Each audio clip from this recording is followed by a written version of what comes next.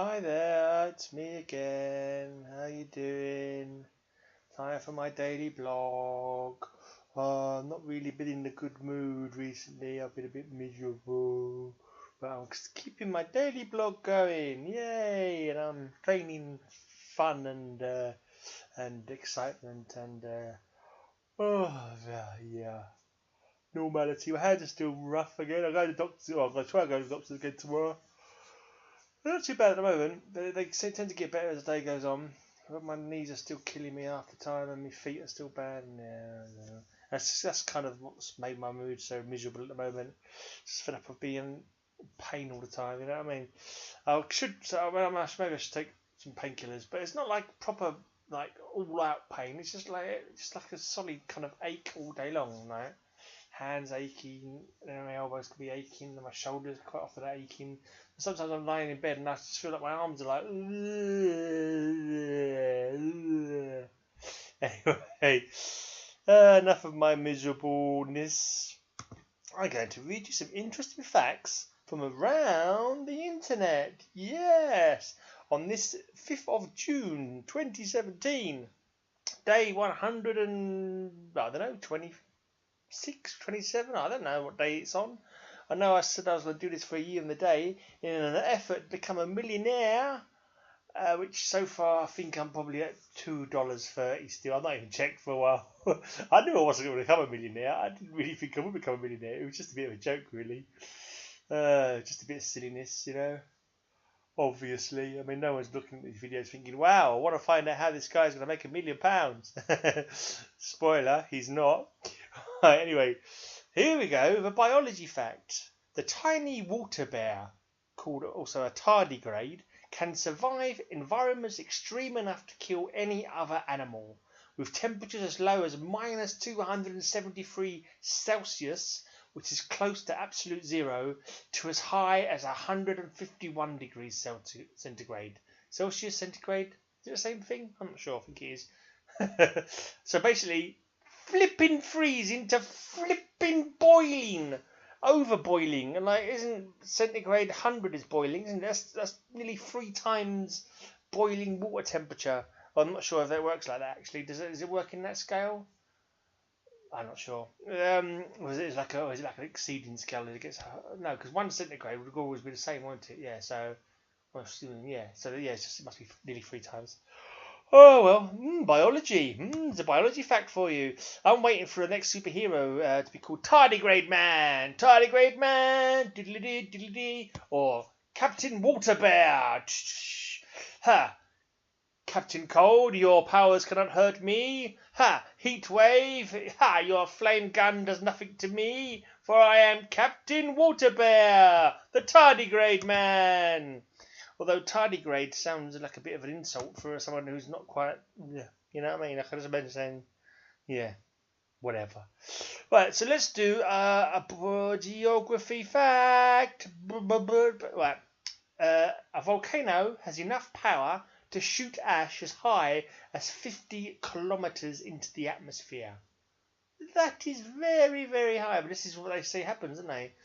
Wasn't there belief that a lot of volcanoes went off and lowered the temperature of the world for a while? Didn't they think that kind of happened in the Middle Ages, around about the time of the Black Plague? I'm sure I remember hearing that on a program once. There was a big volcano, and ash rose up into the atmosphere, and the world was a bit darker, and it was less warm for quite a while because it was blocking out the sun a bit. Yeah. Anyway, we have a philosophy quote for you now. Philosophy quote of the day. You've had some biology.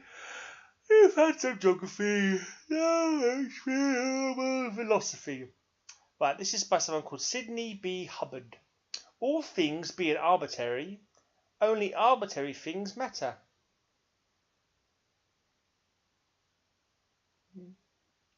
Not 100% sure what arbitrary means.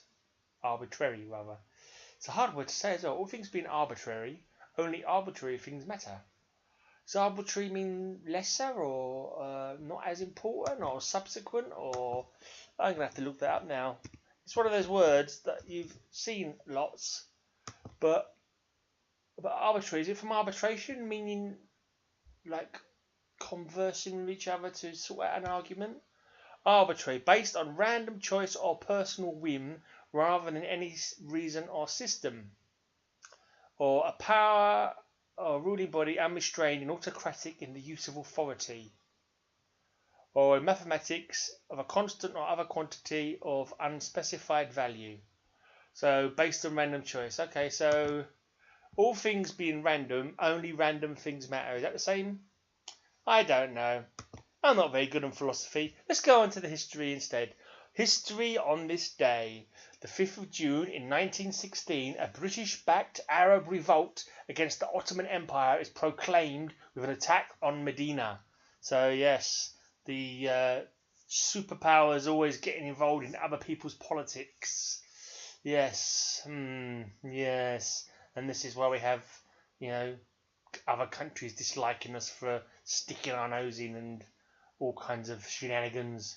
Well, on this day in 1947, US statesman George Marshall proposes the Marshall Plan, an aid program for European reconstruction. So this must have been after World War II, obviously. So they was helping out, sending aid to Europe to help it to rebuild itself after the many years of World War.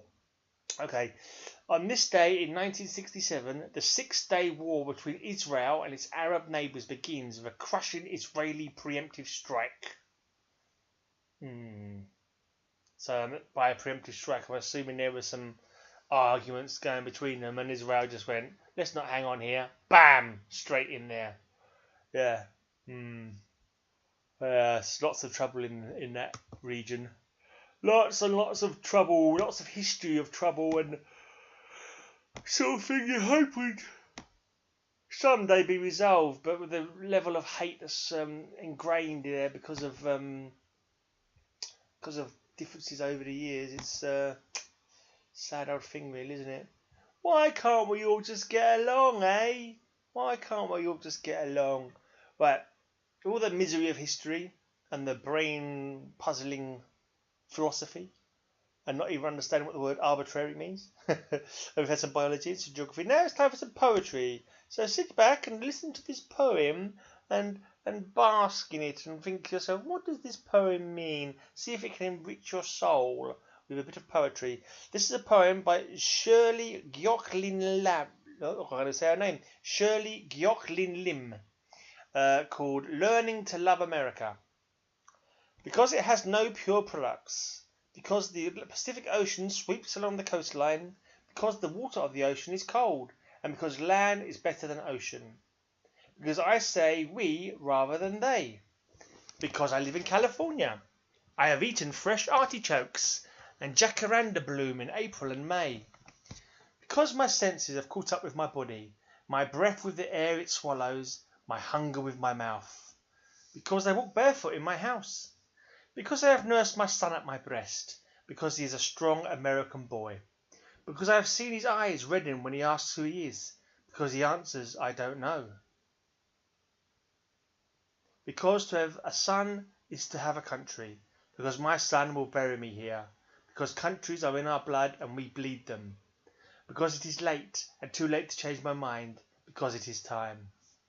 Okay, that was Learning to Love America, was it? Yeah, Learning to Love America by Shirley Gyoklin Lim.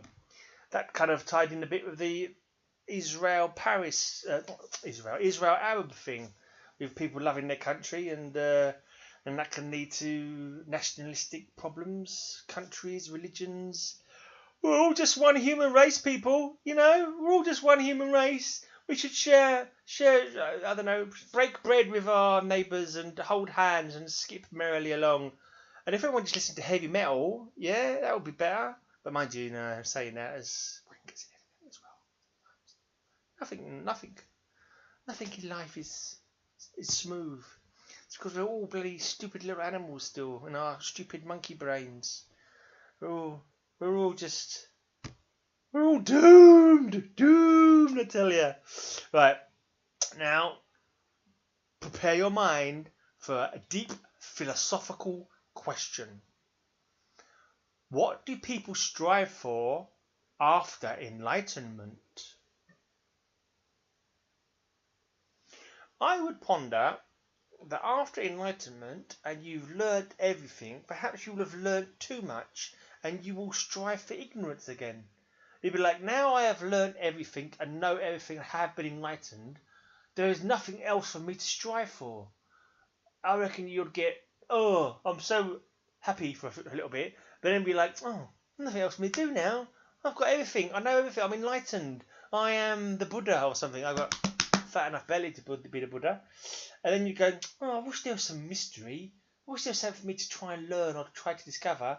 And so you'd strive for ignorance. You strive for something new to become enlightened upon. There you go. Guru Grey has spoken. Namaste or something, whatever. I hope that's not. I don't think that's insulting to anyone for me to say that, is it? I don't think so. I hope not. I'm not trying to insult anybody. Right. Anyway, so lastly, we've got a mind-blowing psychology fact. So you've had a deep philosophy fact that's made your mind go, oh yes, I think Gray had a point there. Yes, maybe you're right. If you do become enlightened, you then want to become ignorant, so you become enlightened again. That has a certain amount of sense to it. Well, here's a psychology fact to blow your mind. If I can find the right one. Where am I? Women who have mostly male friends stay in a good mood more often. See, these psychology facts, and some of these facts are all on the internet, so I can't really sort of say the veracity of them is, 100%. And like, how do they know that women have mostly male friends stay in a good mood more often? Have they asked every single woman how many friends they have of each sex, and then tried to work out percentage of their life that they're in a good mood for? I don't think they have, but I'm sure they think they have ways of ascertaining this statistic or facts, as they call it. Anyway, thank you for listening to me waffling on in a waffly way. In my waffly